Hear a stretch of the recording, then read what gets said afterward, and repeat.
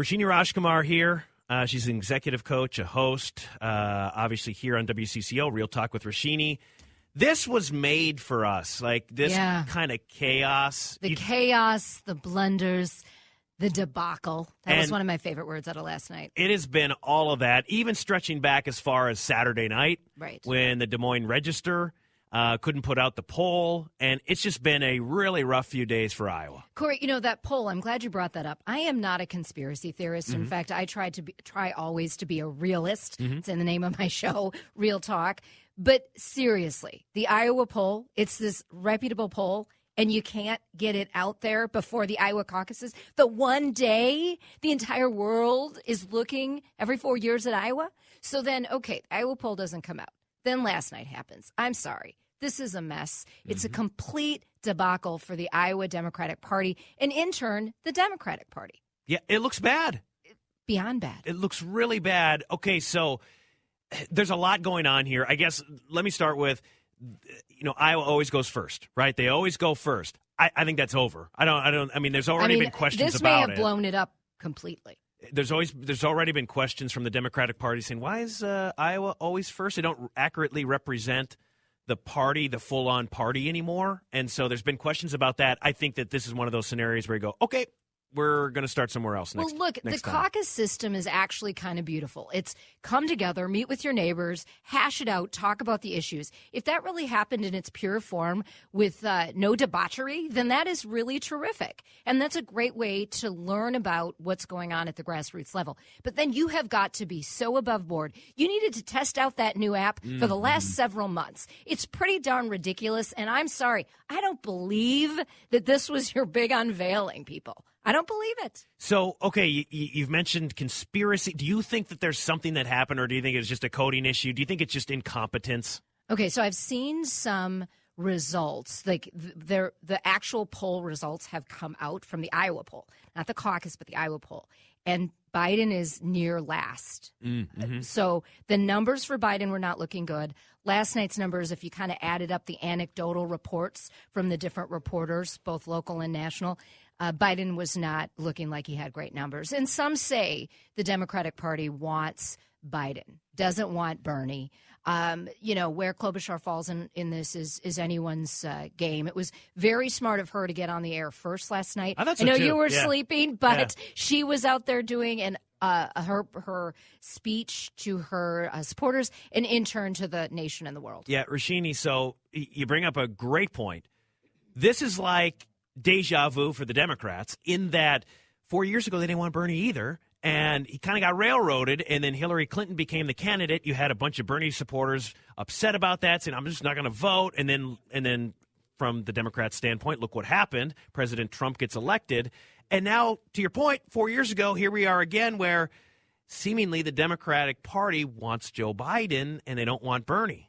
Well, yeah, and let's just watch Joe Biden for a moment. Okay, he gets up there, does his speech with his wife in a green dress right next to him. Frankly, I could read her facial expressions, which to me said, Joe, stop talking, stop talking. He was kind of bumbling his remarks. And look, I'm nonpartisan, right? I just for sport, I compliment and criticize everyone. I'm a talk show host. I am not nonpartisan, so I am not saying this is going to give the Republicans a clear road back to the White House or Trump back to the White House. But this, from a strategic standpoint, is such a mess while it's happening within the tapestry of the impeachment trial and then tonight's State of the Union address. So this is just a mess. The Democrats needed to get this right in Iowa, and they did not. Yeah, and now they head to New Hampshire, right? There's the debate on Friday night. They're there, but they've spent so much time in Iowa, and now you go to New Hampshire. What do you expect now on Friday with the Democratic debate?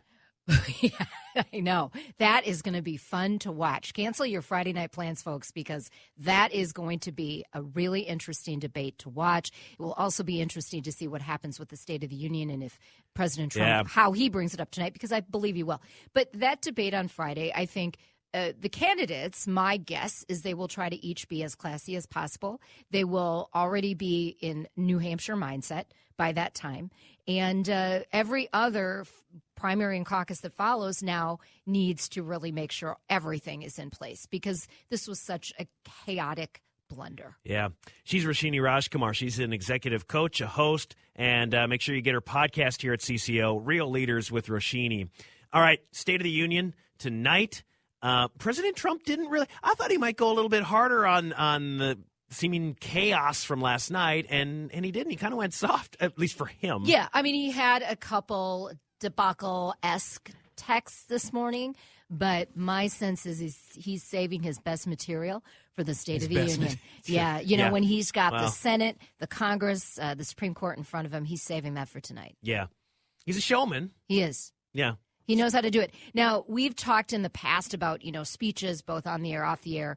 I was noticing the various speeches as I was watching the different candidates get on stage last night, and most of the Democrats used, or at least whether they had a script or not, they were looking down. The only one I did not see looking down was Bernie Sanders. He spoke from the heart, which is often what President Trump does, much to his advisors' dismay. He goes off prompter, he goes off script. But when you are in that setting, a caucus or a primary setting, you're speaking to your supporters, you don't make it into a traditional stump speech. You have to really speak from the heart, look them in the eyes. And I would give Bernie 5 stars on that last night. Yeah. Well, and okay, so State of the Union tonight, one thing that's always been kind of backwards with President Trump is that he kind of had to learn how to read off a prompter, you know, because he's so good at just ad-libbing and going off and kind of just speaking what's on his mind that it's almost been like, I remember 4 years ago, they're like, just, you got to rein it in some. Yeah, and as you know, I mean, it's too much content to completely go off the cuff. So there will be that prompter there for him. We also have, our Minnesota delegation who are bringing their guests, the mayor of Brooklyn Park. Jeff Lundy will be there as a guest of Congressman Phillips. Mayor Emily Larson from Duluth will be there as a guest of Senator Tina Smith. So it'll be fun to see them wherever they're seated and how that gets played into all of this. But it will be, I think, the million-dollar question, how President Trump both walks the line between what just happened in Iowa and what will happen the next day with the impeachment vote. Is there anything else? I mean, we got this chaos in Iowa. We got the State of the Union, and then we got the impeachment wrapping up or seemingly wrapping up this week. It's just a lot happening, and I think the State of the Union is coming at a very interesting point, too, because of all of that stuff that's happening. Right. And I think both, every party, whether you're undecided right now, Republican, Democrat, Green Party, whatever, listen to the president's words, really discern what he's saying. What are his ideas? What are things he's just saying to kind of blow smoke? All of those things. Discern and listen, and then make your decisions as primary season unfolds. Roshini, okay, I want to just transition just a little bit here. I know Sunday we got the Oscars. So as we're talking about speeches and even just like when some people win their big award and they get political up there. I mean, this is something that you study. So what makes a good speech, and what would be some advice from you that says don't do that? Okay, well, if you're going to go with some kind of statement, political or otherwise, really make a statement, you have to have the clout to do it. And if you do it every time, like Patricia Arquette does, you also have to make sure it doesn't turn into white noise. So I say less is more. Keep it brief if you're going to do that. In general, I don't like to hear the laundry list of people that are on your team. I think that's meaningless to a global audience. So really have a message, have a point, have a beginning and middle and end, like we do in every story. And if you are going to really make a statement, don't make it about negative against someone else. Make it about positive and putting a positive message into the world. And I think you could do all that stuff while also, I always like just a little anecdote, right? A little anecdote of, man, I'm so thankful but just remember, like, I mean, I overcame this, or I had this adversity or whatever. Sometimes when those little anecdotes, those human stories about the famous people we watch, those really resonate with me. And humor is always great, Corey. One of my favorite moments from the SAGs is when Brad Pitt had his statue and he said, I'm putting a picture of this on my Tinder account. I mean, funny. Yeah. Be able to laugh at yourself. When you're a big star like that, you've just won one of the biggest awards of all time. Laugh at yourself. It's very endearing. Roshini, we unfortunately have been laughing about Iowa. Hopefully this gets cleared out, but thanks for coming in. Thank you, Corey. She's Roshini Rajkumar. Again, the show, you know it. It's Real Talk with Roshini, but her podcast, too. Excellent podcast here on WCCO. You can just find it at WCCO Radio, Real Leaders with Roshini.